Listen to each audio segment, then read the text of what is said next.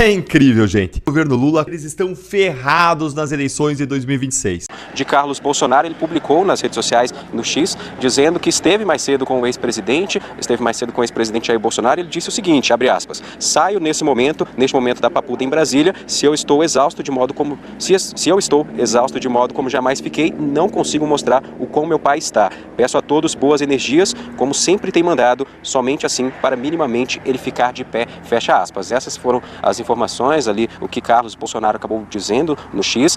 O ministro Dias Toffoli do Supremo, agora há pouco, divulgou uma nota e defendeu a sua atuação no caso Master. Ele é o relator do caso Master no Supremo. Ele disse que um eventual envio do caso Master à primeira instância só será decidido após a conclusão das investigações. Guilherme Bausa, boa tarde para você.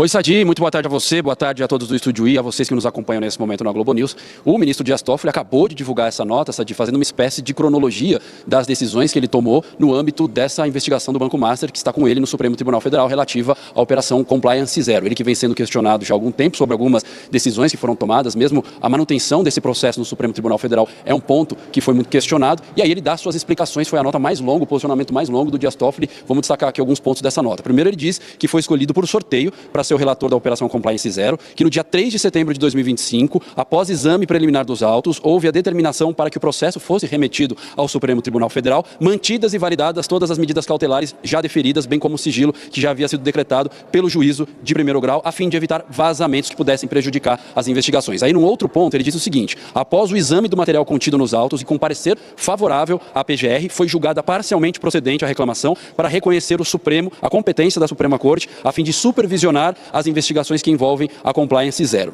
Ele segue dizendo o seguinte: no curso dos processos, todos os pedidos de reconhecimento de nulidades formulados pelas defesas, inclusive por violação de prerrogativa de foro, foram rejeitadas. Diz ainda o ministro Dias Toffoli que a Polícia Federal pediu a prorrogação do prazo para a conclusão das investigações por mais 60 dias, o que foi deferido. E lá no final da nota ele fala sobre essa possibilidade de remeter essa investigação à primeira instância. Ele diz que em todos os âmbitos as investigações continuam a ser realizadas normalmente e de forma regular, sem prejuízo da apuração dos fatos, mantidos os sigilos necessários em razão das diligências ainda em andamento. Encerradas as investigações, será possível examinar os casos para eventual remessa às instâncias ordinárias, sem a possibilidade de que se apontem nulidades em razão da não observância de foro por prerrogativa de função ou de violação da ampla defesa e do devido processo legal. Portanto, os esclarecimentos do ministro Dias Toffoli. Para vocês, tem um bastidor que isso sim, Anny, nos dá esperança. Olha só, o Fachin, ele quer um legado.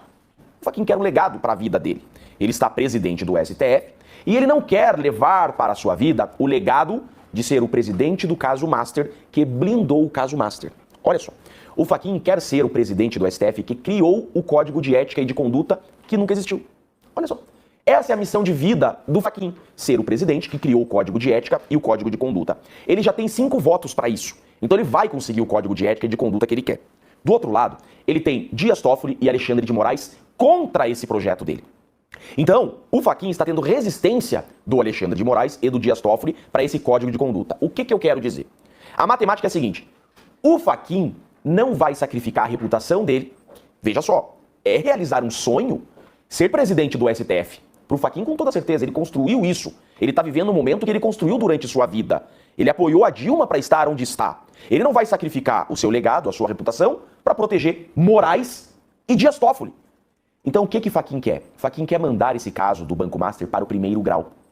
E ele pode fazer isso, porque ele é o presidente ele é o presidente do STF, né, da corte. Então ele põe esse caso no plenário para julgar e ele tem quórum para o plenário decidir mandar esses casos do Banco Master e tudo que está rodeando ele, como por exemplo esse inquérito, esse inquérito aí, ó, novo inquérito da PF sobre ataques de influenciadores ao BC. Isso é um inquérito conexo ao caso do Master. Então, o caso Master e todos os inquéritos conexos vão para o primeiro grau. O que significa isso? Significa, cara, que vai para um juiz de carreira. Um juiz que passou num concurso, um juiz que tá nem aí pra política, um juiz que não deve pedra pra Lula, não deve pedra pra ninguém. O que um juiz de primeiro grau faz no dia seguinte? Ele tira o sigilo do caso. Para começar a conversa, a primeira coisa que um juiz de carreira faz é tirar o sigilo disso daí. Então tem muita água para rolar, Serrão. Divulgado pela Paraná Pesquisas, que mostra que mais da metade da população brasileira avalia que o presidente Lula não merece ser reeleito. Mais da metade. Não merece ser reeleito. 51% dos votos. Sim, merece. 45,3%. Aqui não empata nem considerando a margem de erro, viu, gente? Realmente vence aqui que mais da metade não gostaria dessa reeleição. Aí não sabe ou não opinou, 3,8%. O texto é de que Daniel Vocaro tinha relações com todos os poderes da República. E a gente está prestes a chegar em uma eleição presidencial, senadores, deputados federais, ou seja, da mais alta cúpula do poder legislativo desse país. Então eu queria também que você pudesse falar um pouco pra gente o que é que você acha que pode acontecer de influência desse caso nas eleições que acontecem em outubro. Rafa, eu entendo que eu torço, na verdade, para que as investigações avancem, né, até antes das eleições presidenciais de 2026, porque a população merece saber exatamente quem está envolvido com o Banco Master. E eu espero realmente que a investigação vá a fundo, né, e chegue à conclusão, doa quem doer, né. E a população merece saber exatamente quem são os políticos envolvidos com o Banco Master. Algo que aparenta, né, que parece que poucas pessoas vão se livrar em relação a esse assunto do Banco Master. Você vê, por exemplo, que o Guido Mantega, né, do PT, né, conseguiu convocar uma reunião com Lula, né. Ou seja, e tudo que você vê relacionado ao Banco Master é muito nebuloso. E a população merece saber exatamente quem são os políticos envolvidos. E mais do que isso, Rafa, eu acho que a gente deveria fazer um pacto, depois desse caso, desse escândalo do Banco Master, para discutir quais são as instituições que a gente quer. Né? Como que a gente pode melhorar a governabilidade, melhorar a governança, melhorar a fiscalização das instituições financeiras, como que a gente pode pensar, inclusive, na ideia de regularizar o lobby no Brasil. Né? Porque um dos pontos principais desses problemas todos que eu vejo, né, é porque o lobby do Brasil não é regulado também. Né? Ou seja, então as pessoas atuam na sombra, né? Atuam à margem da legislação. Então, todos esses assuntos, no meu modo de ver, deveriam ser temas das eleições de 2026. Né? A população merece saber quem são os políticos envolvidos e merece também discutir qual tipo de instituição e como que a gente consegue aperfeiçoar as instituições no Brasil. A notícia é o seguinte: o governo está tentando se blindar, tá? Está tentando blindar o Planalto. E desistiu de apoiar a CPI de investigação do Banco Master. Mudou, não querem mais. Lembra de Randolfo Rodrigues, galera cobrando para ter investigação sobre o caso do Banco Master? Parece que mudaram de ideia. Não querem mais investigar o Banco Master, não querem mais CPI. Tá? Então, o governo federal está se esforçando para proteger o Palácio Planalto diante das tentativas de instauração da CPI para apurar o caso do Banco Master. Por causa de quê? Segundo informação, isso aqui é informação da CNN, né, da grande mídia, dizendo que o problema é ano eleitoral, não vai pegar bem. Ah, mas por que não vai pegar bem? Não vai pegar bem uma CPI do Banco Master para o governo Lula? Fazendo eleitoral? Então tem alguma coisa, governo Lula e Banco Master, tem alguma relação?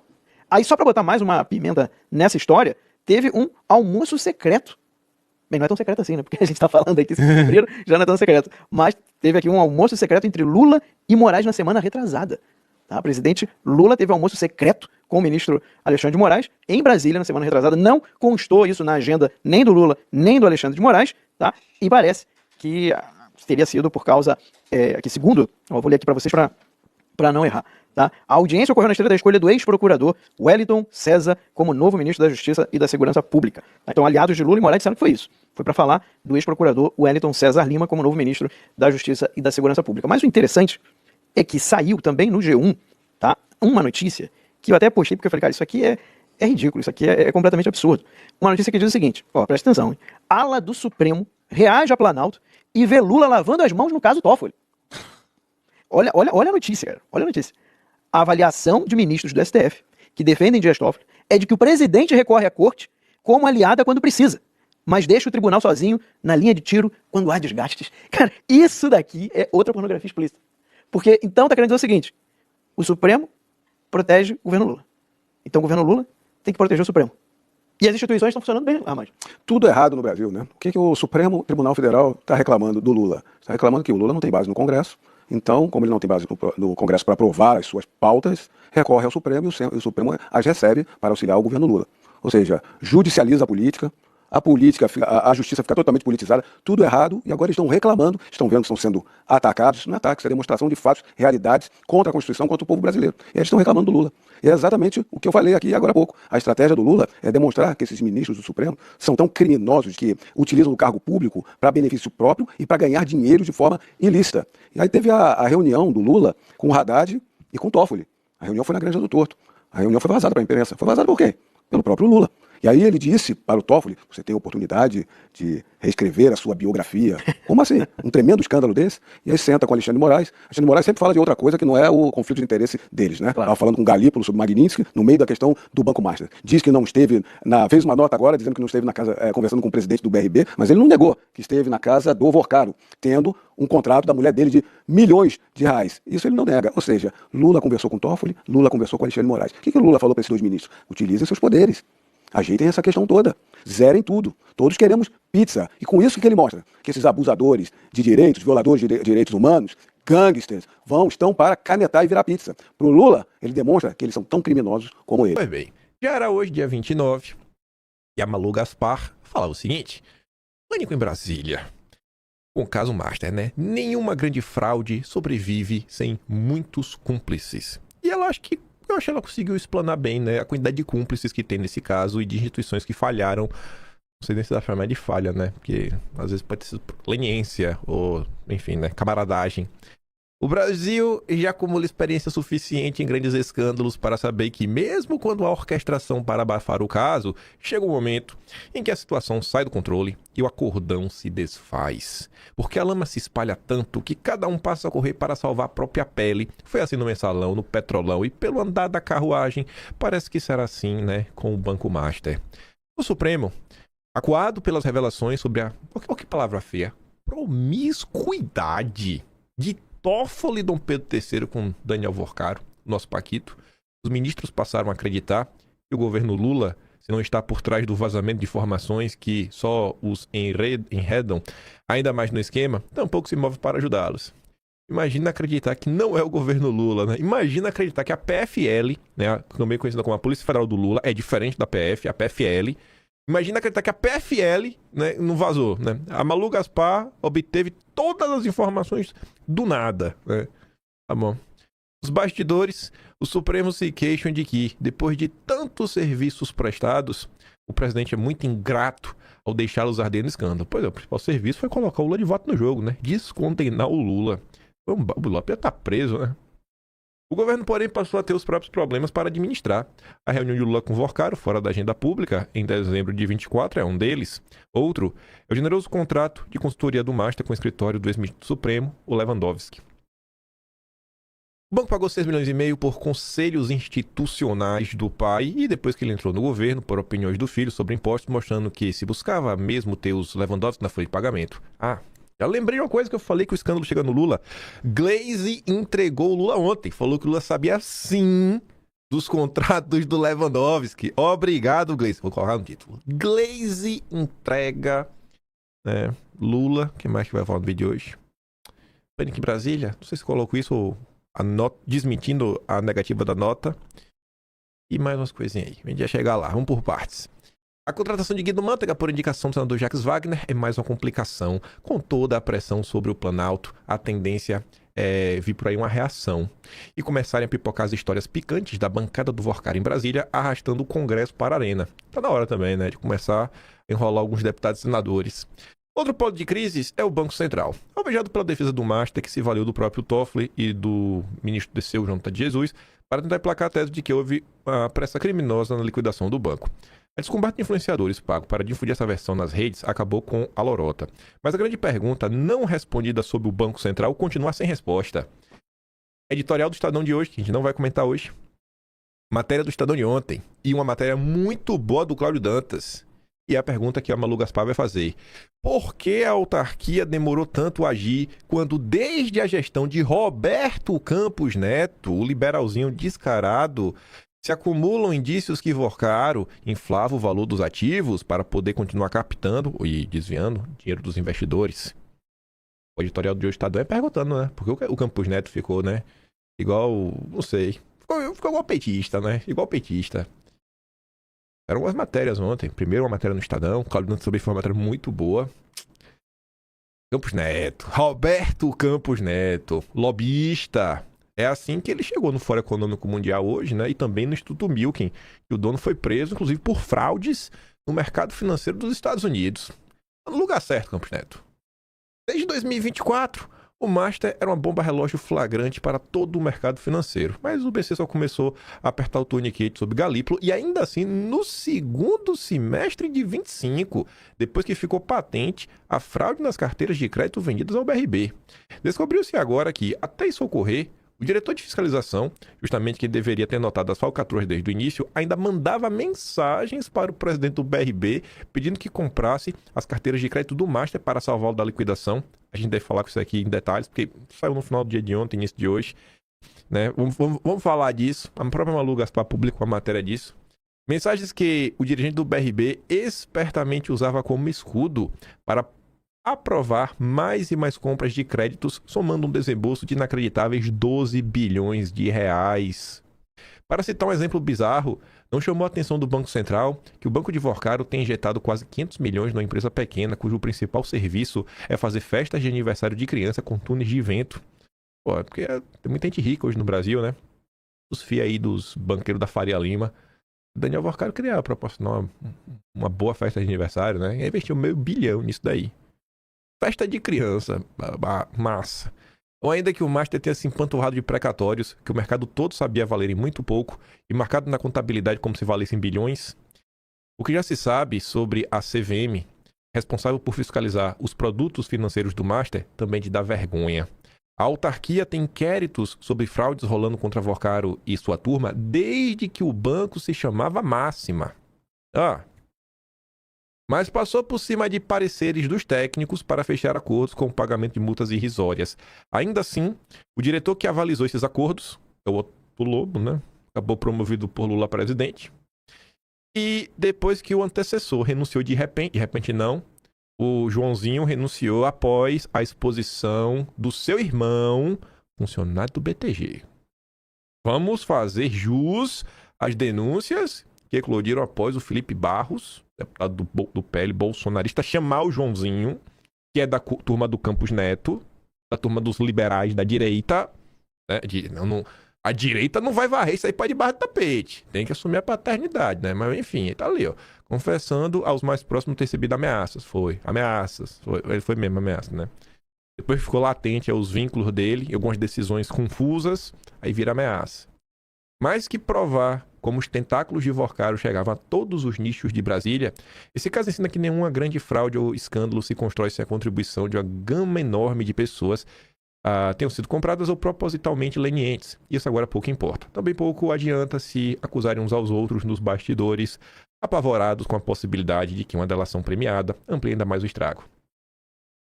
Difícil ter uma delação, mas vai que, né? Se tivessem feito seu serviço como deviam, qualquer dos personagens ou instituições hoje enredados na teia do Master poderiam ter sido crucial para interromper a sessão desse império de fraudes. Agora é tarde para lamentar. Aí, velho. Lulinha parece que era muito amigo do Paquito. Ele já tinha comentado sobre um desses encontros, foi notícia aí nos últimos dias, e que já havia sido denunciado, né? Que Lula se encontrou com o Paquito em abril do ano passado, tá lá no Atlas registrado. E a turma do Metrópolis foi naquela do quem procura acha e eles acharam. E é um achado muito interessante que levanta mais questionamentos sobre até onde Lula poderia estar envolvido, Lula. Dono do Master foi 3 vezes ao Palácio do Planalto fora da agenda. E o Metrópolis conseguiu provar, mesmo estando fora da agenda. Aí você fala, como é que o Metrópolis provou que ele foi fora da agenda se não está na agenda? Entradas do Paquito ficaram registradas na portaria do Planalto, mas não da agenda oficial. Eita, Lula, e agora?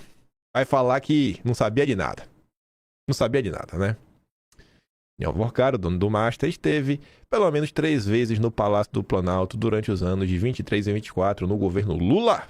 As reuniões, no entanto, não aparecem nas agendas oficiais. O pai dele, Henrique Moura Vorcaro, também tem uma entrada no Planalto registrada no dia 6 de novembro de 2024. Assim como no caso do filho, ele não aparece em nenhuma reunião registrada nessas agendas oficiais. E o Metrópolis obteve essas informações ao pedir essas informações, né, via Lei de Acesso à Informação, e o GSI entregou. Eu tenho para mim que os caras devem ter feito um pedido totalmente aleatório.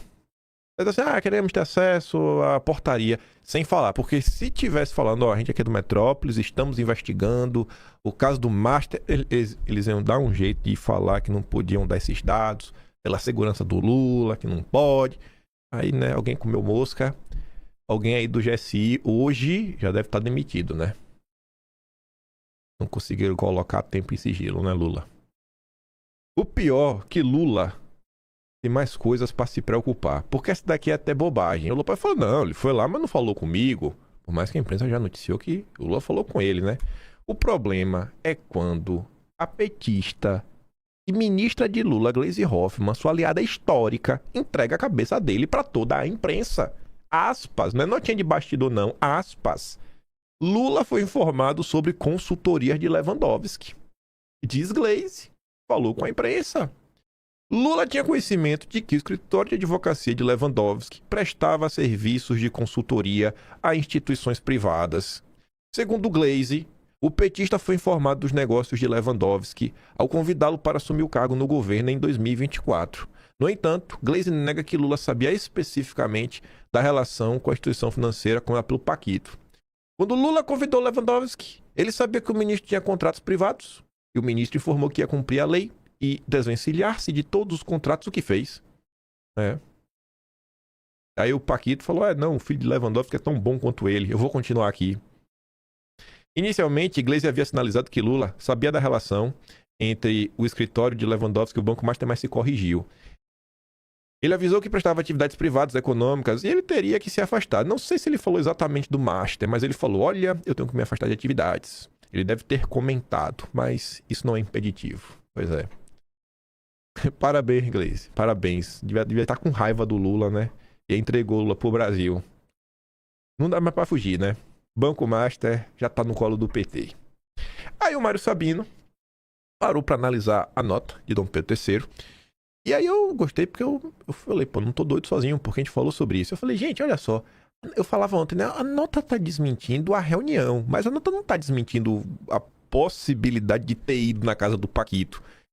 Isso ficou batendo na minha cabeça essa tecla, né? E o Mário Sabino compartilha dessa dúvida, desconstruindo a nota de Dom Pedro III. Enfim, ele coloca ali a nota, até grifei, a matéria do portal Metrópolis sobre uma suposta reunião, ministro é falso mentirosa. Essa reunião não ocorreu. A reunião, tá? Mas e aí? Quando foi na casa do Paquito? Se não se destaca essa nota, né, pela sintaxe, a nota prima por desmentir o que não foi dito. O que o Mário Sabino quer falar? A reportagem do Metrópolis não afirma em nenhum momento que houve uma reunião de Dom Pedro III com Paulo Henrique Costa na casa do Paquito. O que está publicado na matéria do Metrópolis é que o ministro conheceu o então presidente do BRB na casa do Paquito, Paulo Henrique Costa, e foi apresentado em um ambiente reservado da mansão e ambos trocaram impressões sobre a negociação para a compra do Master pelo BRB durante o encontro. A cena descrita na reportagem é a de um encontro até breve. Está muito longe de ser a reunião negada com tanta presteza e indignação. O que a nota não desmente é que, em um fim de semana do primeiro semestre de 2025, Dom Pedro III estava na casa do Paquito, em Brasília, acompanhado de um assessor, fumando charutos, degustando vinhos caros, em uma espécie de bunker próprio para esse passatempo viril. A nota também não desmente que aquela foi a segunda vez, né, pelo menos, que o ministro visitou Daniel Vorcaro no seu ninho brasiliense. De acordo com a reportagem, em 6 de novembro de 2024, Dom Pedro III estava na casa do dono do Master, mas precisamente no tal bunker, de onde acompanhou a apuração do resultado da eleição presidencial americana, que deu o segundo mandato a Trump. É importante ressaltar que tanto a primeira visita como a segunda ocorreram durante a vigência do grande contrato de quase 130 milhões, se tivesse sido tão honrado, né? Fato curioso. Quando foi noticiado que Dom Pedro III pressionou o Banco Central para que aprovasse a compra do Master pelo BRB, o ministro não só desmentiu as pressões, como aproveitou para negar o que também não foi publicado na ocasião, que o escritório de sua mulher tem atuado na aquisição BRB Master perante o Banco Central. Pelo contrário, inexiste notícia de qualquer ação relevante levada a cabo pelo escritório de Viviane Bastos de Moraes que justifique o contrato multimilionário assinado com o Master. Por fim, temos a acusação leviana, para dizer o mínimo, de que a reportagem do Metrópolis sobre o encontro do Dom Pedro III com o então presidente do BRB na casa do Paquito, aspas, segue um padrão criminoso de ataques desqualificados contra os integrantes do Supremo. O fecho da nota é de intimidação. Então vou ver os demais integrantes do Supremo em um episódio no qual eles não tomam parte e procuram embaçar a visão do problema. É evidente que a reportagem revela a proximidade de um ministro do Supremo com aquele que é apontado como responsável pela maior fraude bancária da história brasileira. Essa matéria aqui é interessante, viu? Quem mais estimula no bastidor a atuação de Toffoli no caso Master? Matéria da Globo. A matéria também não vi ninguém comentando sobre ela. Tava lá fuçando lá coisa. Inclusive ela tá sendo abordada nas colunas de economia do Globo. Fábio Gradner, nunca tinha lido nada desse cara. A defesa pública, feita por Gilmar Mendes do seu colega Toffoli, é a face visível de um movimento que tem outros personagens importantes. Aqui o que todo mundo tá vendo é a ponta do iceberg. O grosso dá o destaque pro Dom Pedro III. O Globo apurou que é ele que tem estimulado o Toffoli a manter a condução do processo a despeito das críticas crescentes na opinião pública. Se parasse por aqui, não tinha nada demais. É só, sei lá, algo a mais do que a própria imprensa já noticiou. O curioso é para onde esse cara leva essa informação. Para além do corporativismo, que já ficara evidente no tom da nota da semana passada do Fachin, a lógica por trás das ações de Dom Pedro III e Gilmar Mendes é que um recuo de Toffoli agora significaria abrir a porta para movimentos que enfraqueceriam o Supremo mais amplamente. O risco de um processo de impeachment é algo que entrou no radar da corte e entende-se que, se essa linha for cruzada, todos os ministros passariam a ficar mais expostos a ataques políticos. Vale lembrar, porém, que outro flanco de críticas ao Supremo tem sido exatamente o contrato do escritório da esposa de Dom Pedro III com o Banco Master, que foi liquidado. Ter colocado esse contrato, né, e numa matéria que diz que o cara, que a mulher tinha um contrato, tá prestando o toque para não largar, aí você fica nessa, né? Para bom entendedor, minha palavra basta, né? É como se o Toffoli fosse o responsável de guiar o inquérito da forma mais republicana e técnica, né, para investigar o que tem que ser investigado, né? Não o que o povo quer que seja investigado, mas o que precisa, o que o Estado democrático de direito acha que precisa, o que é técnico, 100% técnico. Então, eu estou do lado da democracia, sempre. Fundo de resort ligado a Toffoli impediu a auditoria independente desde a sua criação. Por quê, né? Seria importante aí uma auditoria externa, olhando as contas, vendo se as coisas batem. É para salvar a democracia, né? Como diz a Anitta. Os 213 milhões de pequenos tiranos, que é como a Carmen Lúcia nos chamou. Rapaz, onde vai ser o pico do Mandetta, gente? Onde será o pico do Mandetta desse caso? Pra você ver que ele sai crescendo, né? Só aqui um aspas, né? Para a surpresa de ninguém, as chances de Alcolumbre abrir impeachment de Toffoli. 0. É só pra noticiar. O que eu estou só curioso é que o Gadelha disse que tem uma ala no Senado de políticos que estariam aí especulando que o Alcolumbre talvez pudesse abrir espaço no Supremo para indicar o Pacheco. Faz impeachment do Toffoli, enfim, né? Emplaca o Pacheco. Mas o Alcolumbre disse que é muito amigo do Toffoli, tem uma amizade linda, bonita. E o Alcolumbre também tá meio que no olho do furacão do caso Master, né? Por causa da questão lá do Fundo de Previdência do Amapá, do estado dele. Então eu acho que o Alcolumbre não tem muito interesse em abrir impeachment. Isso aqui não surpreende nada. 0. Agora eu tenho uma coisa para te surpreender. E não é fake news, não é postagem de blog da direita. Deputadas do PSOL e da Rede pedem a PGR afastamento de Toffoli. Durma com essa. Não acorde com essa. Chegou o dia, rapaz. O que é que tá acontecendo? Se Lula tá entregando o Supremo na bandeja, o PSOL e a Rede estão entregando o Lula e o Supremo na bandeja. É Inception. É cobra comendo cobra. Eu fiquei sem acreditar quando eu vi isso daqui. Quem assina o pedido é Heloísa Helena, que odeia o Lula. Aí dá até pra entender, né? Ela tem realmente um ódio ao Lula. Fernanda Melchior, né? Sam é Bonfim. O Lula deve ter tirado um hambúrguer dela. Um hamburguinho. Rapaz, que coisa, viu? E a PGR tá como, né? Não.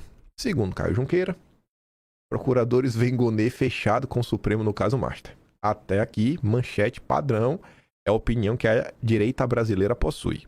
Só que Caio Junqueira vai trazer uns bastidores que são curiosos. Fala o seguinte: procuradores da República, com quem a CNN conversou nos últimos dias, veio Paulo Gonê fechado com o Supremo na blindagem do Toffoli.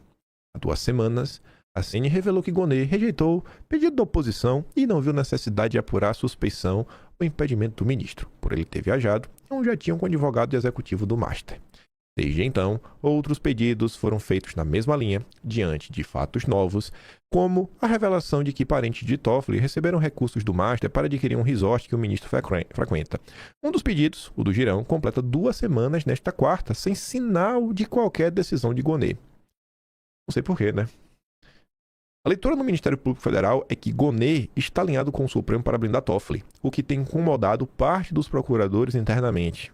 Eles relatam entender que Gonê quer evitar fazer o que Rodrigo Janot fez durante a Lava Jato, quando pediu a suspeição de Gilmar Mendes por suposta relação com o empresário Jacob Barata. Né? Suposta relação. Eu adoro esses termos. O episódio gerou um rompimento da PGR com o Supremo à época, e ao fim e ao cabo, sem resultados. Gilmar continuou no Supremo, já Janot deixou o cargo e caiu no ostracismo. O episódio é visto internamente como uma lição para a PGR, de que o Supremo não está preparado, além de não aceitar esse tipo de pedido, segundo a fonte graduada do órgão. Não. Eu não acho que não é que o Supremo não está preparado, eu acho que o Supremo está muito preparado. Muito. Esse é o recado que está muito preparado. Nem arrisque. Nem procure gracinha. Senão vai dar ruim para você, Gonê. Você vai ser preso. Preso não vai, né? Tô aqui só dizendo assim, ó, não faça isso, Gonê. Pro seu próprio bem, deixa o Toffoli em paz. Procuradores relatam, porém, que o impedimento e a suspeição de Toffoli, no caso atual, são até mais claros e evidentes do que os de Gilmar com Jacob Barata. Eles dizem ainda entender a situação difícil de Gonê. Se Gonê pedir suspeição, a opinião pública e a ampla maioria dos procuradores aplaudiriam. Mas, por outro lado, romperia com o Supremo e inviabilizaria sua gestão. Então, assim, entre escolher o país, o povo brasileiro que paga o salário de toda a máquina pública através de impostos e quem, sei lá, dizem que a democracia representa, que é a voz do povo, Paulo Gonetti, ele prefere ficar com o Supremo. Porque na boa, né, gente? É o primeiro mandamento. Amar a Deus acima de tudo. Gonê, ele só ampliou, amará os deuses acima de tudo. Ele está cumprindo o que está na Bíblia, né? Ele só botou no plural. Amar aos deuses do Olimpo brasileiro. O Gonê tá certo. O Gonê é um democrata, cristão, amigo do Ricardo Salles. O sinal, o Ricardo Salles tá sumido, né? Não posso deixar de já dar uma cutucadinha em alguém, né? Tem que seguir aqui no padrão de dividir a direita. Ainda assim, um procurador influente disse à CNN que a conduta de Gonê, no caso, é muito decepcionante. Eu não acho. Eu acho uma conduta democrática. Também a leitura de que o Supremo vive uma quebra de credibilidade difícil de reverter.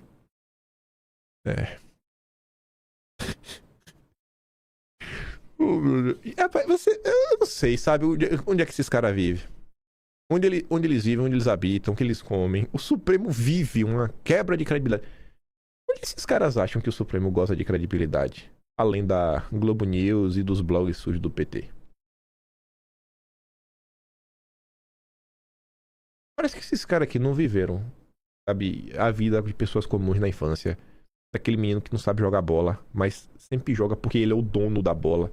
Parece que os caras não percebem, assim, ó, bicho, ninguém gosta de vocês, ninguém acredita de vocês. É porque vocês são dono da bola, vocês têm o poder de colocar pessoas na cadeia, destruir vidas. Aí as pessoas evitam procurar confusões com vocês. É tipo isso, sabe? Procuradores também mostram incômodo com o que consideram um escudo utilizado pela corte ao se postar como imune às críticas após ter atuado contra o bolsonarismo. Avaliam que são questões distintas, ter salvado a democracia, né? E ao mesmo tempo pode ser questionado pelas condutas de seus ministros no caso Master. Há também a leitura de que Gonê reflete um receio interno de muitos procuradores de serem acusados de lava-jatismo. Pronto. Uma peste que a categoria ainda considera difícil de deixar. Ela, ainda de acordo com seus representantes, é utilizada por críticos da operação, em especial da esquerda, e na prática o relato é que inibe qualquer postura mais investigativa que o órgão queira adotar. E eu não consigo compreender, sabe? No Supremo, você pode xingar os ministros de tudo. Eles continuam avançando, passando o trator, passa até por cima da Constituição se precisar. Já a PGR, o cara tá lá, tem uma caneta super poderosa, aí passa uma tia do Zap petista na rua, olha pro cara e fala, lava-jatista. Estou morrendo! Ai, eu sou lava-jatista! Eu não consigo mais fazer investigação! Ai. É loucura, sabe? É um negocinho que é louco. Inibe a investigação, por quê? Porque te chamou de lava-jatista? Deu depressãozinha, foi? Tá doentinho? Oh, meu Deus, tá chorando! É o filhinho da mamãe, não pode chamar de lava-jatista. Que loucura, velho, o país. Aí pra procuradoria ficar de boa. Fique de boa. Pra todo mundo ficar de boa. E o acordão que mantém a democracia acachapante que é do Brasil. Aí você vê aqui, ó. Gonê acionou o Supremo para que despesas do Ministério Público fiquem fora do teto de gasto. Pediu obtereis. Moraes atende PGR e exclui verbas do Ministério Público do limite do arcabouço fiscal. Vai chegar o dia que a Selic vai ser decidida pela caneta de Alexandre de Moraes. Vai chegar o dia que a dívida brasileira vai ser comandada por Alexandre de Moraes. Vai vir aí os herdeiros do Rockefeller, Rothschild, os banqueiros brasileiros, todo mundo. Na hora que Alexandre de Moraes for o imperador divino do Brasil, sabe, tiver com 77 anos, que o pessoal falar, quando eu tá me dá meu dinheiro, ele vai dar canetada e vai sanar a dívida brasileira. Ele vai resolver tudo. Ontem viralizou uma notícia importante no mundo, que médicos na Espanha acharam a cura para o câncer de pâncreas em ratos, né? Estão testando. Então, graças a Deus, em breve aí, chegam seres humanos. Antes disso, se o Alexandre de Moraes ver essa notícia, ele vai curar o câncer na canetada. Ele faz tudo. Ele é o brabo. Se ele gostar de você, ele ressuscita o seu pai, se você não tiver mais com seu pai vivo. Essa com jeitinho. E aí de Deus que não cumpra. Aí que a alma não volte pro corpo, pra ver se ele não vai... E vai dar um jeito, vai mandar prender todo mundo. Ai, Jesus que volte e não faça a vontade desse homem. Pra ver se ele não volta pra cruz rapidinho. É uma loucura. Esse país é, assim... Não, o pico do Mandetta. Quem viveu a época, lembra do pico do Mandetta? Não tem fim. Não tem fim. O pessoal fala do alçapão, né? Quando você acha que chegou no fim do buraco, tem um alçapão. Não para. O escândalo só cresce, ó. Só cresce. Aí você fica assim, e aí? Aí o William Vac veio falar, né? O Supremo não sabe para onde ir. Não é que não sabe para onde ir, porque não tem limite. O caminho da crise envolvendo o Supremo é sem volta. Tá, mas e aí? Mas o problema é que não se tem muita ideia neste momento até onde vai chegar. Em termos políticos, foi ultrapassado o ponto no qual uma gestão de crise reputacional poderia conter os danos causados à imagem e legitimidade da instituição. Não custa lembrar os clássicos da sociologia. Instituições existem não por terem uma placa com o nome delas pendurada na fachada de um prédio. Existem por se acreditar nelas e por serem entendidas como impessoais. Aqui está a essência do problemão imediato do Supremo. Sofrem com falta de credibilidade por parecer defender os interesses políticos e financeiros de alguns de seus integrantes. A situação não se deve apenas ao escândalo Master. Simplificando brutalmente, o Supremo caiu na política e a política tomou conta dele. Ironicamente, o Supremo virou mais um retrato do contexto político atual, o da falta de lideranças em todas as esferas com capacidade efetiva de controle. Mas tá faltando controle, os caras controlam tudo no país, ainda tá faltando controle, Levac. Eu não sei de que controle tu tá falando. Não parece haver no momento quem seja capaz de estabelecer consensos dentro do Supremo sobre como seguir adiante nessa turbulência severa. Por que será, né? Notas oficiais e desmentidos vindos do Supremo nos últimos dias evidenciam desconexão com um aspecto relevante da realidade política. Querem alguns dos ministros e o presidente da casa acreditar que são vítimas de ataques vindos de prejudicados por suas decisões, o que chamam de intervenções de ofício. A saber, né? Quem está reclamando? Golpistas, bancos descontentes com decisões de ordem tributária, reacionários que não toleram decisões em favor de minorias, jornalistas pagos por algum interesse escuso. Ninguém presta. São pessoas que estão contra a democracia. De fato, seria mais elegante encarar um embate sobre meu corpo, minhas regras, né? Aborto, marco temporal, regulação das redes sociais, legislação tributária, para citar alguns assuntos. São grandes temas de alta complexidade e fortes repercussões sociais e econômicas, cujo tratamento por parte suprema em si levanta questões sobre o equilíbrio entre os poderes e as normas constitucionais. O Levac está colocando temas que já são polêmicos e o Supremo já é amplamente criticado. Só que esses temas, pelo menos, ainda estão no campo das ideias. Ou não, né? Mas não é isso que se debate.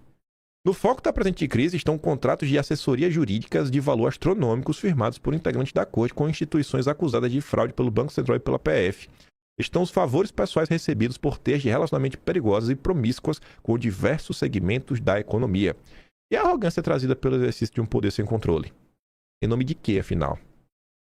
Salvar a democracia? Será que está valendo a pena salvar a democracia? Para quase terminar essa primeira parte, André Sadi conta aqui pra gente sobre o grande acordão. Escute só. A defesa do Daniel Vorcaro ainda acredita que tenha alguma chance de salvar alguma coisa do processo por causa desse investimento no networking que ele fez. Acho que ponto. Não porque eles acham que realmente não vai ficar vão devolver o banco, não é isso. Eles acham que esse investimento, e eles não vão falar isso nunca também, isso aqui é informação óbvia de análise. Eles acham que o investimento que eles fizeram, que ele fez nessas pessoas, agora é hora de resgatar. Fazer o resgate do investimento. De certa maneira está dando certo. Pois é. Né? Porque a coisa foi atrasada, foi parar no Supremo, que não estava previsto parar, não deveria parar, e tudo isso. E agora, por fim, o que eles estão esperando, estão apostando, é de um grande acordão, e aí sim, com parte do Supremo com tudo. É aquele acordo Jucá, que veio do passado, já prevendo o futuro, que a gente já falou aqui várias vezes. O Toffoli desce o que não tem foro privilegiado, se já não, né, que a gente não sabe o que vai vir relatado da polícia, desce, e aí eles vão começar, as estruturas, as placas tectônicas de Brasília, a adotar aquela tese que o TCU tentou emplacar, o ministro relator, que era... O Master e o BRB foram vítimas de erros do BC, que liquidaram de forma errática. Então, assim, só estou mostrando que não vai parar a investigação e tampouco vai parar essa reação. Acho que é importante colocar isso, porque são informações que eu colhi em Brasília e que eu estou muito impressionada como não tem outro assunto. Você fala no Congresso, o assunto é Master. Todos os caminhos levam ao Master. Você fala no Supremo, o assunto é o Master. Você fala no MP, o assunto é o Master. Você fala na polícia, o assunto é o Master. No Palácio do Planalto, o assunto é o Master. Então está todo mundo em compasso de espera, porque eles sabem o que eles fizeram. E quem tem informação está avisando, como eu já contei aqui, ó. Isso aí é um pouco do que vem. E o que vem é muito pior. Então é melhor vocês entenderem e resolverem. Então,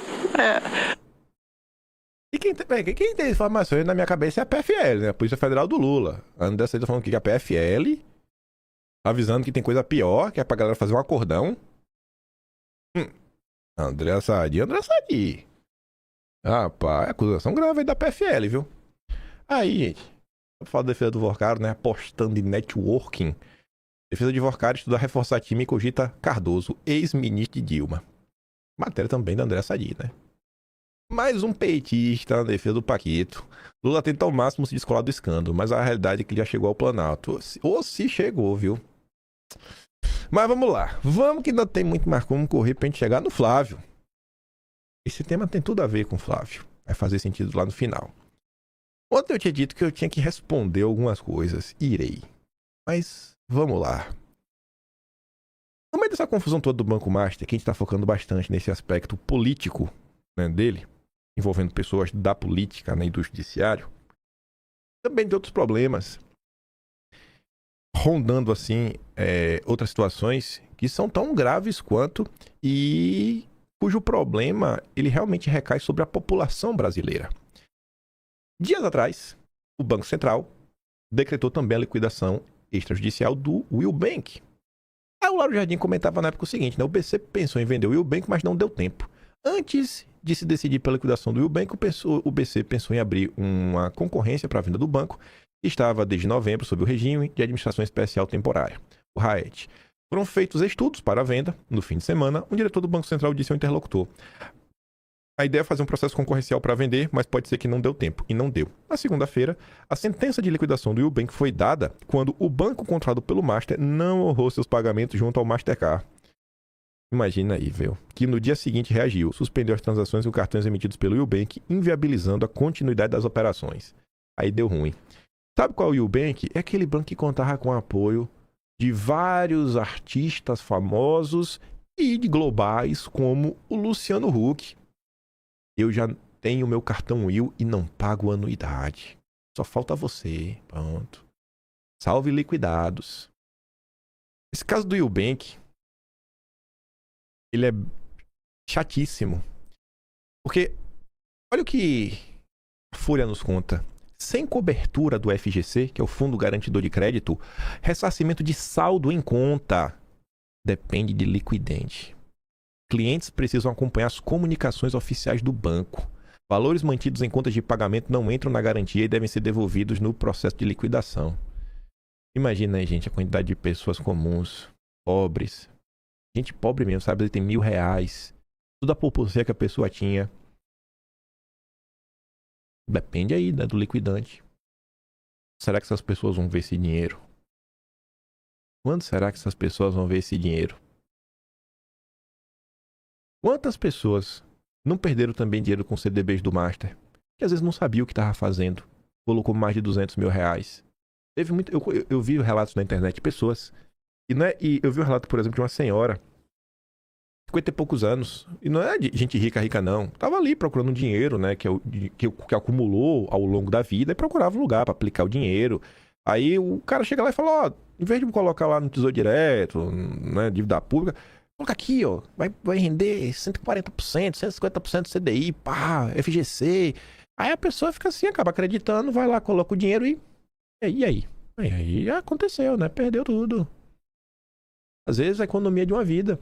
Aí o Globo pergunta, ô Grok, quais celebridades fizeram publi e incentivaram a classe média baixa, né, a colocar dinheiro nesse banco? Era Banco do Povão.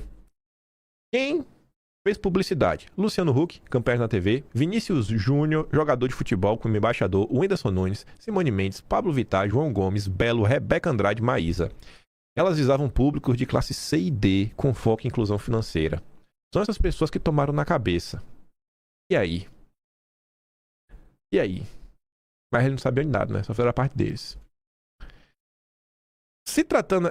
Pegando esse gancho na questão do FGC, a Polícia Federal, o Vorcar admite que o plano do negócio do Master era 100% baseado no FGC. O cara, a gente vai oferecer um negócio complicados, sabe? Operações de risco. E uma vez que a gente começa a ganhar dinheiro, a gente vai tomando menos risco, né? Era basicamente isso. O plano de negócio do Banco Master era 100% baseado no FGC e não havia nada de errado nisso. Essa era a regra do jogo. E após a gente começar a crescer, né, muda-se a regra do jogo, disse Vorcar no depoimento. A função desse fundo é garantir a segurança de correntistas e investidores caso ocorra algum problema com o banco. A ideia, gente, original do FGC é o seguinte: é você dar a chance para os pequenos crescerem com alguma garantia. Só que, assim, né, é para garantir quem realmente tá tentando fazer uma coisa bacana. E às vezes o cara quer fazer uma coisa bacana, o cara tem alguma ideia para bater de frente com os grandes bancos no Brasil, só que não tem credibilidade. Fala, pô, um banco pequeno, será que eu vou colocar o meu dinheiro naquele banco? Então o FGC existe para falar, cara, tu pode colocar ali, ó, até 250 mil reais e não precisa se preocupar.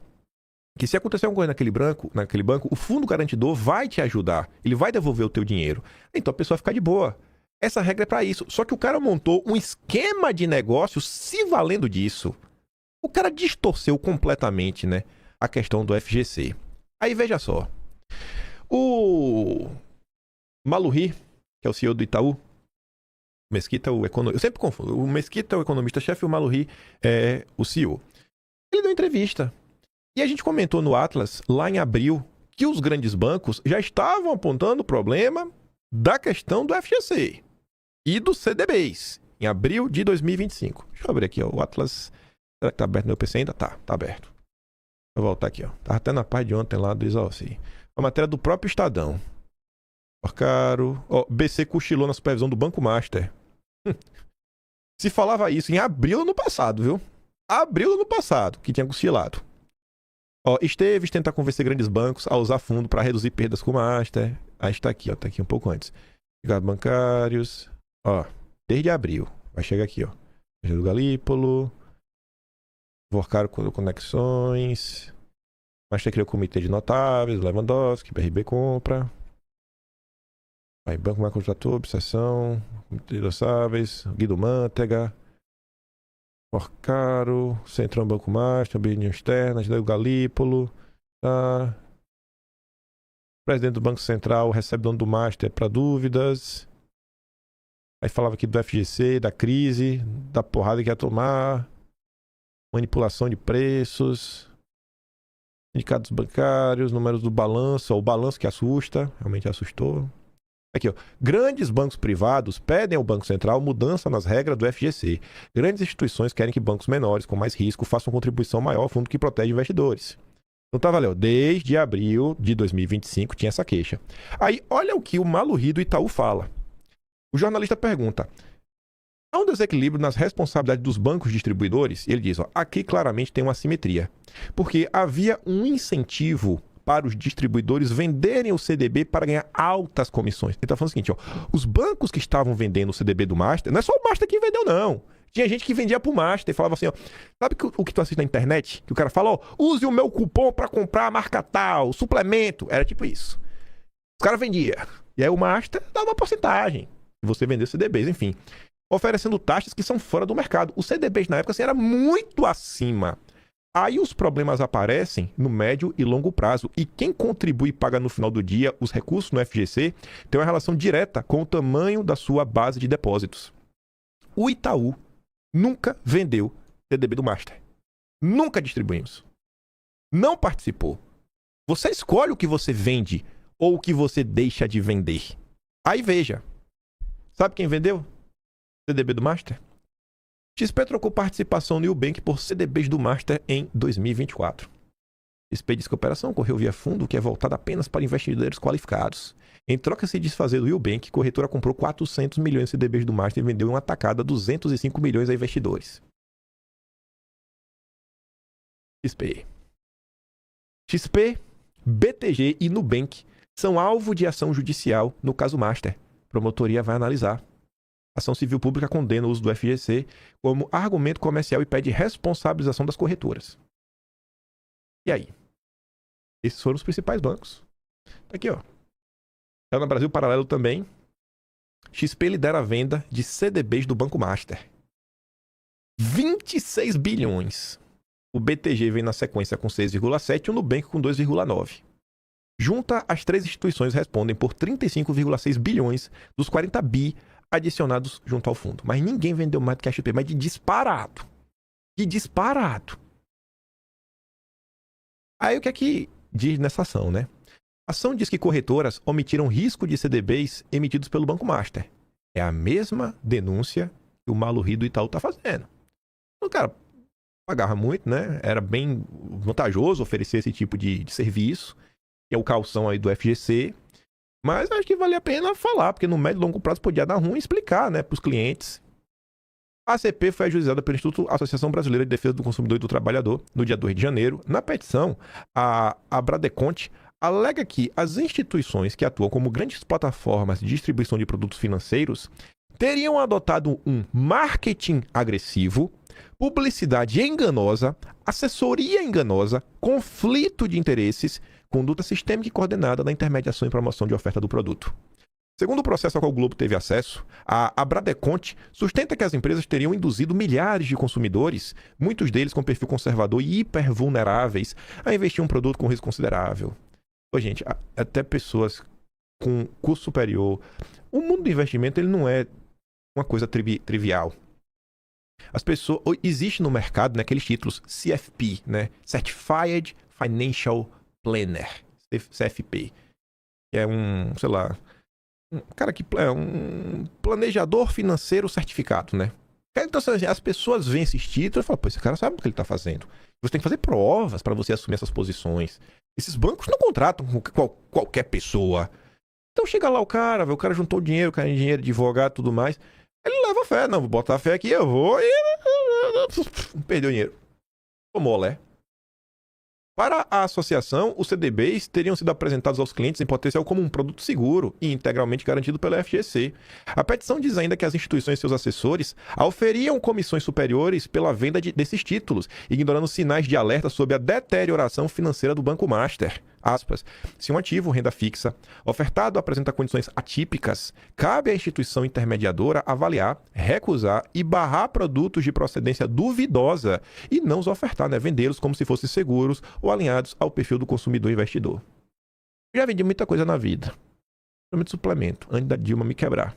Você não vai encontrar uma pessoa, bicho, Feira de Santana, eu te desafio a falar mal de mim. E a hora que ele vendeu, falou assim, cara, qual é o melhor? Eu falei, irmã, tudo igual. O cara, como é que tudo igual? Eu falei, tudo igual, suplemento aí... Não é importado. Você tá dizendo que tem proteína? Tem proteína. Agora, não vai mudar o teu shape do dia pra noite. Então, compra o que tu quiser. O cara agarra isso pra mim e fala, não é. E fala, tu usa qual? Eu falo, nem usa esse aí. Eu tomo suplemento nacional. Na época, eu era professor Nutrimundo. Ele ficava olhando pra minha cara. Eu vendo, eu uso quando eu não uso o que eu vendo. Sou muito honesto. Eu acho que cabe a pessoa, sabe, ser honesto na hora de vender e quem quer comprar, compra. E aí falou dessa, né? Aí, essa imagem é disponibilizada na matéria da Globo. Olha as postagens. Renda fixa no BTG Pactual, você tem um portfólio, né? Tá lá tudo bonitinho. Quer investir em renda fixa no BTG? Aqui tá da XP, né? 150%. Enquanto você foca, seu patrimônio cresce. Aprenda o CDB 150% do CDI. Que CDB era esse, né? Será que era do Master? Aí, gente, Renato comenta o seguinte: plataformas e corretoras vivem de volume e distribuição. O incentivo real não é explicar risco com clareza, é vender o produto que paga mais comissão, enquanto tudo parece sob controle. Então, já que o mercado financeiro ele vive de quê? Como é que ele ganha dinheiro quando as pessoas compram o que eles vendem? É um serviço. Não é tão comum, às vezes o cara vai no banco, pega o empréstimo, aí tem aquela venda casada, tu dá um empréstimo, mas tu compra um plano de saúde, faz isso. É tipo isso, o cara tem que vender, tem que boletar. Boletar em cima do trouxa no final do dia.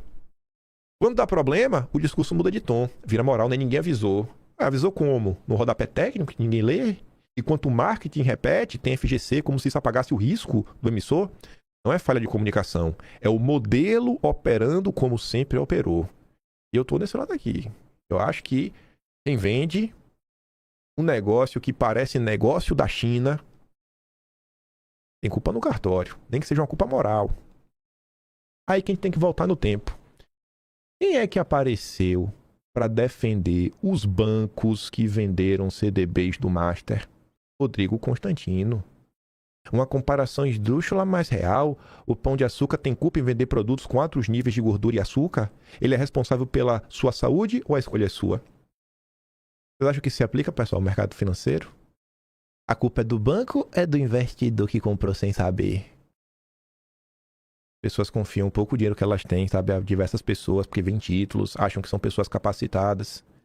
Daqui a pouco o Rodrigo Constantino, ele vai culpar os médicos quando o paciente... ele vai culpar o paciente, né, de ter escolhido o médico errado. Quem mandou você não procurar outro médico? Ah, mas pô, meu plano de saúde só cobria isso. A culpa é sua. Quem mandou você ser pobre? A culpa é do povo, né, Constantino? Só que essa defesa do Constantino não é à toa. Eu perguntei pro Grok, mostrei até dias atrás, né? Ô Grok, quem é o jornalista de direita que adora banqueiro, cujo irmão era CFO e conselheiro da XP, o banco que mais vendeu CDBs do Banco Master? E tá ali, ó. O jornalista que se gasta na descrição é o Rodrigo Constantino, conhecido por suas visões liberais e de direita. O seu irmão Bruno Constantino foi CFO e é sócio da XP. Será que o Constantino tem o rabo preso? Será que o Constantino tá com medo de ser investigado nesse caso? E aí que tá o texto, né? Eu falei que eu ia ter que rebater. E agora tá rebatido já. Agora você entende que é Constantino. Seguir Constantino é falha moral de caráter. Você devia se perguntar o que você tá fazendo de sua vida. O que Constantino tá defendendo é indefensável. É o prejuízo bilionário que esse país tá vendo. E é o prejuízo que não dá bilhão, mas dá algumas centenas de reais. Às vezes pode dar menos de R$1.000 de muita gente aí que perdeu de Nubank. Alguns prejuízos de milhares de reais da turma que colocou no CDB do Master. Faria Lima foi fiadora da irresponsabilidade. Foi mesmo. Só que o Disseu tá tentando usar isso daqui pra abafar o outro lado. Eu quero culpar todo mundo. Eu quero culpar os fiadores da irresponsabilidade e os culpados maiores. Mas todos são culpados em diferentes proporções. E tá ali, ó. Estranho, pois Vorcaro se apresenta para Lula como aquele contra Faria Lima. Atacar o mercado, em vez de apontar para os corruptos, muitos do PT, é uma tática manjada. E pasmem, o texto é do Disseu, mas poderia ter escrito lá na Austrália. Eu acho que a Faria Lima também é fiadora da irresponsabilidade. Esse é o Rodrigo Constantino. Isso é o que o Rodrigo Constantino defende. Agora vá lá e não divida a direita, varra isso para debaixo do tapete, mele o seu caráter, se jogue na lama junto para defender o indefensável, o prejuízo bilionário de milhões de pessoas nesse país. Tá respondido? Assim, enquanto Constantino ele me ataca de forma safada, me acusando de minhas coisas, eu fundamento as minhas críticas a esse charlatão. Um charlatão. Um charlatão. E quem o contrata, que é o Manuel da Braddock, é outro charlatão. Charlatões. São todos charlatões. A direita que se silencia sobre isso é cúmplice. Eu quero ver alguém fazer um react desse pedaço desse vídeo. Faz um react aí. Bota aqui e faz um react no 4x4 ao vivo no domingo. Ninguém vai fazer. No máximo, o único canal desses de jornalismo que poderia discutir sobre isso é a Timeline. Mas eu não acho que o Alan vai querer se debruçar sobre o assunto e dividir ainda mais a direita. Tá respondido sobre o Constantino? Falei que ia passar o trator. Passei. Mostrei falha de caráter que, pra mim, irmão, é coisa pra ser investigada. Vamos falar do Flávio agora pra gente dividir a direita de vez. Já tô no ponto. Flávio Bolsonaro segue aí no seu giro internacional, brilhando. Um inglês muito melhor do que o do Eduardo, viu? Diga-se de passagem. Tô feliz. Flávio discursou lá no... Eu não sei como é que se pronuncia. Se escreve tipo Knesset. É o parlamento de Israel. Vamos colocar nesses termos, né? Não vem me cobrar minha pronúncia. Enfim, Flávio foi lá, discursou. Um discurso que eu acho importante, né? Batendo na tecla, assim, de problemas. Poxa, bicho, luta, né? Contra o antissemitismo, tudo mais. Recolocando o Brasil, né? Numa discussão, assim, ao redor do mundo. Até a imagem assim, do Brasil, né? Em relação ao Lula, enfim. Perfis internacionais divulgaram o discurso do Flávio, trechos, como o Visegrad 24. Eduardo coloca ali até uma aspas, né? Sob o presidente Lula, a política do Brasil sofreu uma profunda falência moral. E fica muito claro, Lula é antissemita, isso não é slogan, não é exagero, é baseado em suas ideias, em suas palavras e ações. Flávio Bolsonaro na segunda conferência de combate ao antissemitismo. Aí, o Jerusalem Post, jornal amplo, né? De amplo alcance lá de Israel, Flávio Bolsonaro prometeu que se eleito transferir a embaixada do Brasil para Jerusalém, afirmando em entrevista ao Jerusalem Post que deseja o Brasil de volta ao lado de Israel.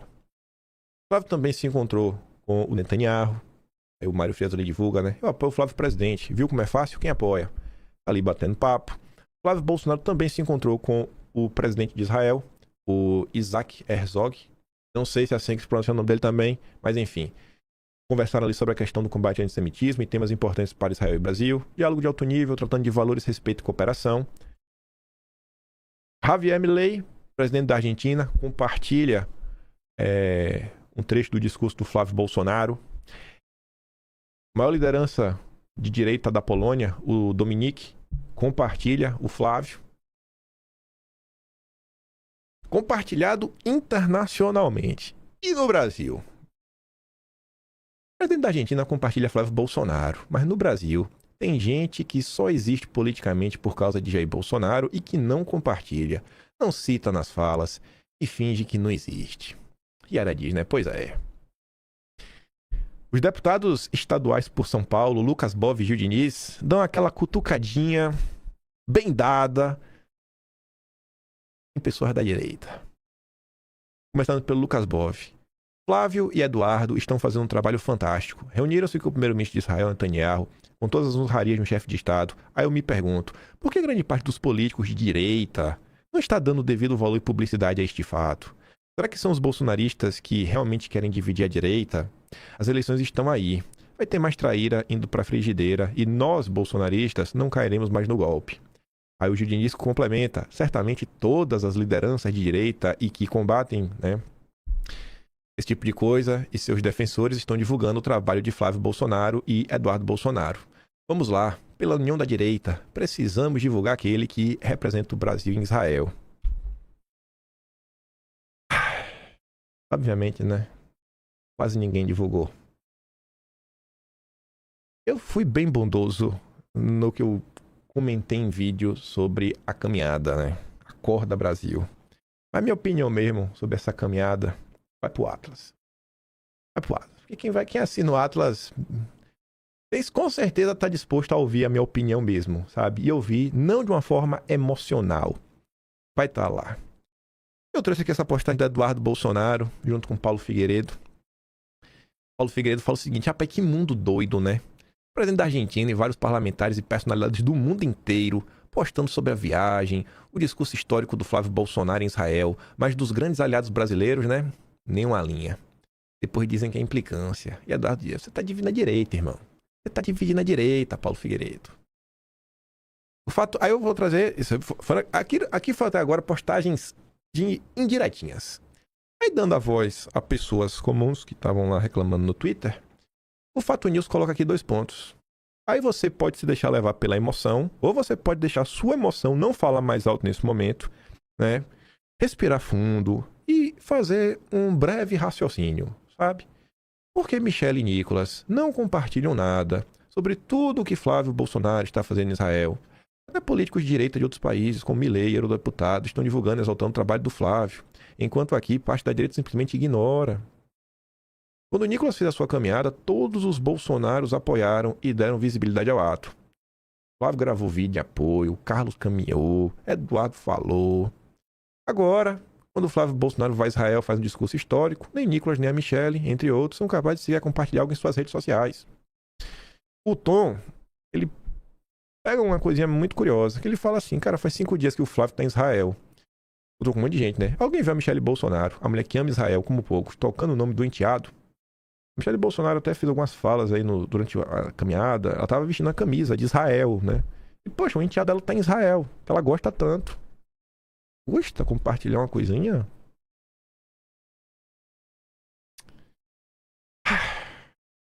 A Thalita fala, né? No mínimo curioso. Porque muitos do que vivem pedindo união da direita não são capazes de dar um simples RT em um post do Flávio Bolsonaro, né? Cara, nem o próprio partido. Pois é, né, Thalita? Eric. Vou ver aqui se tem uma postagem aqui do Eric. Ah, tem. Será que o partido do nosso futuro presidente poderia dar uma força para divulgar a visita e discursos dele em Israel, né? E às vezes demora para dar um RTzinho, né? Mas, poxa, 5 dias e nada do PL. E aqui agora eu vou entrar no momento de fazer uma coisa que não é muito bacana, sabe? Mas eu vou ter que fazer para chutar o pau da barraca. Tem que botar aqui uns print na tela, pedir pra pessoa só salvar o nome da pessoa que fez com outra coisa, só como assim com PL, porque é uma pessoa da assessoria de comunicação do PL. Peraí. Pronto. É da assessoria de comunicação do PL. Pedir pra abafar também ali os números lá em cima. Esse aqui é um dos grupos que existem aí, né, pelo Brasil. Você lembra lá atrás, quando teve uma confusão com um grande deputado da direita, que Alan dos Santos falou de prints, que ele teve acessos? Pois bem, né? Esse é um dos grupos. Tem outros. E eu falo pra vocês, né? Todas as fofocas chegam até mim. É incrível como os prints chegam até mim. Ah, um desses grupos tem várias pessoas que vocês conhecem nesse grupo aqui. Não só influenciadores como políticos. Várias pessoas. Uma dessas pessoas que está nesse grupo, que... eu não vou falar a inicial, não. Mas a inicial está depois da letra K. Não significa a letra L. Mas está bem próximo. Vou falar assim. A pessoa fica se tremendo um pouquinho, né? Tá depois da letra K e antes da letra S. Para sobrar umas consonantes. E uma consonante. Pronto, vou deixar claro que é uma consonante. Primeiro nome. A primeira letra do nome. É da parte da assessoria de comunicação do PL. O PL tem mão de obra farta e disponível e monitora os acontecimentos. Quando estava tendo a caminhada, aí eu pedi pra pessoa botar o nome só PL para tirar. Aí, tem lá, né, eles monitoram. Hashtag, você já deve ter visto deputados falando sobre a hashtag. Eles estão monitorando. Tem alguns deputados que trabalham bem próximozinhos da assessoria de comunicação. E aí, diversos materiais produzidos pelo PL, sabe? Tudo isso aqui foi produzido pelo PL. Manda pro grupo, ó, hino do Cabo, música pra caminhada, né? Aí, pelo menos fez um aqui do Flávio, né? Bolsa sobe com o Flávio. Aí vê outros aqui e tudo mais. A postagem do Lula, sabe? Aí várias postagens, sabe? Você deve ter visto alguma dessas postagens. Tudo isso daí produzido, né, pelo partido. Então, assim, o PL tem equipe. Só que as prioridades do PL, às vezes, não são as prioridades que vocês possuem. Aí vocês se perguntam, né? Devo culpar o Duda Lima? Duda Lima não é mais a única pessoa que manda na comunicação do PL, não. É uma pessoa aí que... talvez vários de vocês não saibam como é a fisionomia, mas é um nome que eu tenho certeza que vocês já escutaram. Eu vou deixar aí pro Alan dos Santos chutar o pau da barraca se ele quiser. Chuta aí, Alan, pau da barraca. Quem tá comandando a comunicação do PL hoje? Minha opinião sobre a caminhada vai pro Atlas. Sai em 15 de março. 15 de março minha opinião sai. Quem quiser, lê lá quando sair. Lê lá. Mas eu digo uma coisa, eu fundamento e as minhas opiniões normalmente são baseadas por coisas que eu realmente tomei conhecimento sem achismos. Aí você guia aí pelo que você achar, pode me cancelar à vontade. Durmo com a consciência limpa. Aí para encerrar o vídeo dessa parada do Flávio, o Petrópolis escreveu um textinho falando o seguinte, né? Mais uma vez, o oportunismo rasteiro de certos parlamentares que se autoproclamam representantes da direita brasileira. São os mesmos que, com discursos inflamados em redes sociais e palanques, vivem dizendo que não se pode concordar com tudo. Mas, curiosamente, são também os primeiros a se ofenderem, a se vitimizarem, a se jogar no chão, quando recebem qualquer crítica. Vamos aos fatos. Flávio Bolsonaro, nome central da direita no cenário eleitoral atual, participou de um evento histórico sobre o combate ao antissemitismo, ao lado de Eduardo Bolsonaro, o primeiro-ministro de Israel, defendendo valores caros à direita e resgatando a imagem internacional que o governo Lula destrói com entusiasmo. E onde estavam os ditos aliados? Onde estavam aqueles que até ontem bajulavam, né? E bajulava o deputado Nicolas Ferreira, que vive cercado de holofotes, onde estão todos? E tantos outros que vivem de likes e de surfar no bolsonarismo apenas quando é conveniente. Nenhum deles se pronunciou, nenhum compartilhou, nenhum demonstrou o mínimo gesto de reconhecimento autopolítico e diplomático de Flávio Eduardo. Estão em silêncio absoluto, como se ignorassem deliberadamente o peso daquele momento. E isso, senhores, não é omissão inocente. O Petrópolis se coloca como sabotagem. A tentativa dissimulada de empurrar a família Bolsonaro para escanteio, de tomar a liderança do movimento, enquanto o próprio Jair Bolsonaro está impedido de atuar plenamente. A hipocrisia é gritante. Quando qualquer notícia de Israel surge, esses mesmos parlamentares se transformam em repórter de guerra. Aí eles comentam de tudo. Publicamente, né, publicam vídeos, fazem stories, publicam hashtags, fazem pose ao lado de bandeiras, tudo para lacrar na rede social. Mas quando dois dos maiores nomes da direita brasileira estão lá, no coração do debate internacional, ninguém move um dedo. Isso não é a primeira vez que acontece. Esse mesmo tipo de crítica ocorreu em relação a Eduardo, que ninguém compartilhava nada do que estava acontecendo. Até domingo, todo mundo falava que a energia voltou, que agora a direita vai às redes sociais. Aí segunda-feira, a energia acabou. Acabou a pilha. Duracell foi pro saco. E a indignação só cresce quando se lembra do histórico. Realmente, né? Flávio Bolsonaro ajudou André Fernandes quando este enfrentou embates dentro do próprio campo político, inclusive envolvendo a Michelle. Flávio esteve lá, foi leal, deu a cara a tapa. Cadê a reciprocidade? André Fernandes, como tantos outros, né? Estão todos calados. Nem a carta de Bolsonaro foi compartilhada por muitos deles. Mas todos correram para elogiar e exaltar o Nicolas Ferreira. A verdade é dura, mas precisa ser dita. Estão tentando substituir a liderança de Bolsonaro por nomes que não têm a mesma história, a mesma coragem, nem a mesma entrega. Estão tratando o bolsonarismo como escada para projetos pessoais. Usam o nome, a imagem e o prestígio da família Bolsonaro para se elegerem, mas viram o rosto na hora de dividir o peso das batalhas. Guardem os nomes desses oportunistas. Observem agora o silêncio deles, para lembrar quando chegarem as próximas eleições e voltarem a bater na porta do eleitor conservador dizendo que estão juntos pela direita. Então nada. Luta apenas com seus próprios interesses. E quando a maré virar, porque ela vai virar, correrão para surfar a onda do Flávio, fingindo que sempre estiveram lá. Vai pedir, bate foto comigo, Flávio. Mentira. O silêncio de hoje é a prova de deslealdade de amanhã. Fato curioso, lembrando agora. Antes do tweet do Paulo Figueiredo ser publicado, eu já tinha comentado em vídeo que, ontem inclusive, né, falando, não, o Flávio aí tá vendo o que tá acontecendo. Ele vai ficar com a cara dele de paisagem, mas ele tá sabendo muito bem o que tá acontecendo. O Flávio Bolsonaro não é bobo não, viu? Avisa aí pros deputados que querem foto. Flávio Bolsonaro não é bobo. Mentira, o silêncio de hoje é a prova de deslealdade de amanhã. E, gente, isso não é ataque, isso é crítica. Crítica legítima, feita por quem está cansado de ser usado e enganado, por quem só aparece na hora da conveniência. O bolsonarismo não é trampolim para carreiristas, é um compromisso com valores, com luta, com verdade. E quem não sustenta isso com atitudes está apenas parasitando um movimento que merece mais respeito. Não basta mais se dizer de direita. Até Aécio, Dória, MBL e muitos globalistas a usarem esse rótulo quando convinha. Ser de direita virou marketing. Hoje, ou você é antissistema de verdade, ou você só está encenando. Eu não sou apenas de direita, eu sou bolsonarista. Porque o bolsonarismo é coragem, enfrentamento, é fidelidade ao povo e à verdade. É isso que separa os oportunistas. Enfim. Fala, Alan dos Santos. Porque eu sou covarde. Quem hoje também está à frente da comunicação do PL? Quem, Alan? Ai, nem lembrar disso daqui, rapaz, pra terminar. Bônus pra unir a direita. A galera não faz nem mais questão de esconder. Só pra deixar pra vocês de forma assim bem clara.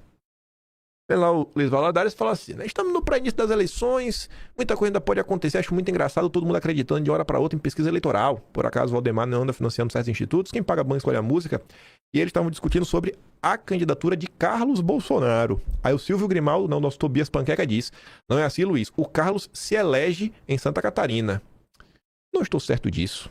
Acho que esticaram muito a corda, isso pode piorar ainda mais, mas só acho. E aí o Silvio Grimaldo, nosso Tobias Panqueca, deixa claro, hoje o Carlos ganharia, mas ainda temos alguns meses para trabalhar a base no Estado a respeito da inviabilidade do Carlos.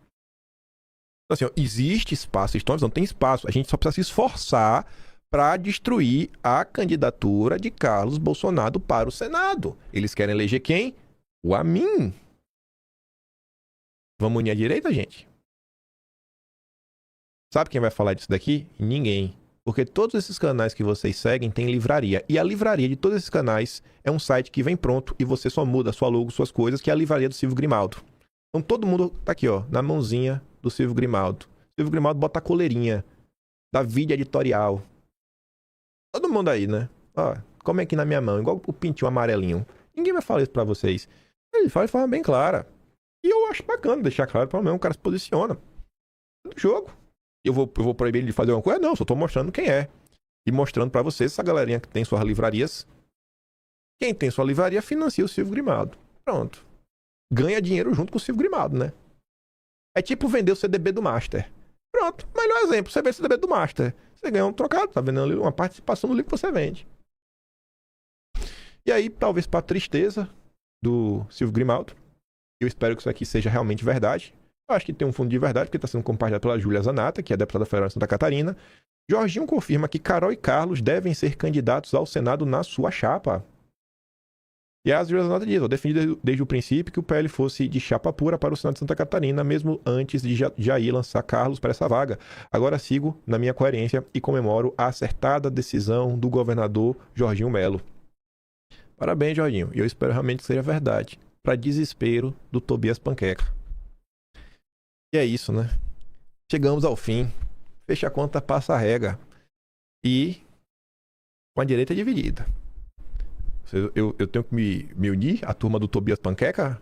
A esses influenciadores da livraria? Clube do Livro? Não. Me deixe ser burro. Deixa ser burro. Eu sou burro mesmo.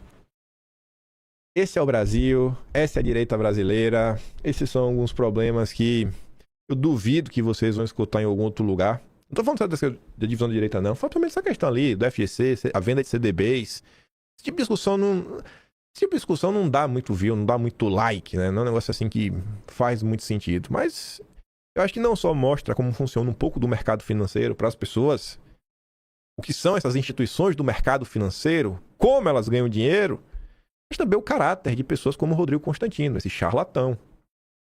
É um charlatão. Vou mandar o vídeo do André Sadi, falando da defesa do Vorcaro lá no Telegram. E se gosta do meu trabalhinho, quiser ajudar um pouco mais, faça membro do canal, tem um botão de valeu, tem o Patreon na descrição e tem o Atlas Brasileiro, o único registro da história nacional e que tem ainda coisas que às vezes não cabem em vídeo, ou que às vezes eu resolvo, vou deixar pra reclamar lá. Meu lugar de reclamações. Lá, kimpai.com/br. A partir do momento que você assina, você tem acesso a tudo, né? Eu não venho da unidade. Eu peço o apoio ao projeto, né? Então, quem começou desde o início, pô, tá me ajudando bastante, né? Às vezes até injusto quem tá desde o início, mas cara, desde que pague os funcionários lá, o Teixugo, minha mãe, Gabriela, Mari, sabe? Não dê problema, velho. Tá bom, bicho, tá bom.